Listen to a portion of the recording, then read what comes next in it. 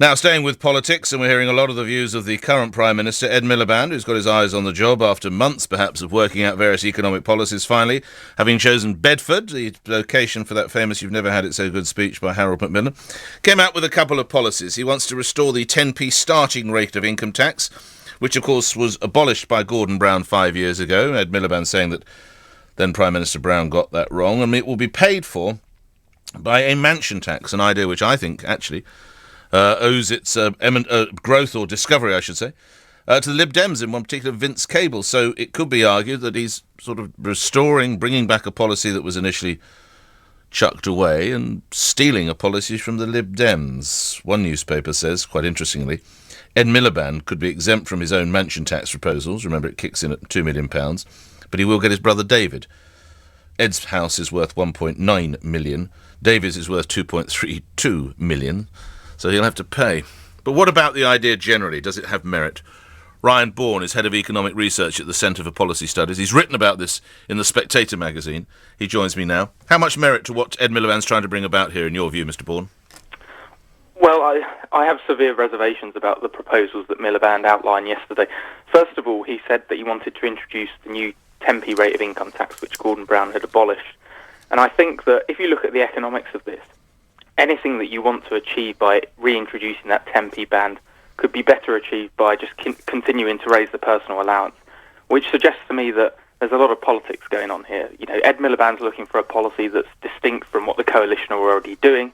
Lots of Conservative backbenchers want the 10p rate because they want something distinct from what the Lib Dems have introduced in government. So there's a hell of a lot of politics behind this. But I think when you look at the detail of this 10p tax rate, the mansion tax that Ed Miliband says is going to pay for it would only raise, in my view, about £1.7 billion. Now, at most, you're looking then to introduce a 10p rate, which would give people a tax cut of £100 per year. That's £2 per week. And once you take into account the interaction with benefits, I reckon, and Policy Exchange have looked at the numbers, people would only be better off by 67 pence a week. So, you know, this isn't a huge tax cut. This, to me, looks a bit of a gimmick. Who's he reaching out to? Well, he's trying to reach out to a lot of the sort of working voters that perhaps Labour lost in 2010. It was seen as a huge betrayal of working people when he abolished this 10p tax rate in the first place. But as I said, I think if you look at the economics, actually working people would be better off, and it's a better targeted measure to continue increasing this personal allowance. The other aspect, I mean, the mansion tax is a Lib Dem policy, as you said, and it seems to me is sort of the politics of envy almost. I think the idea that we're going to drive people out of their homes because they can't pay an annual charge because they happen to live in London and their house prices appreciated over their lifetime, I don't think that's a principle that our tax system should abide by. Overall, how do you think Mr. Miliband did yesterday?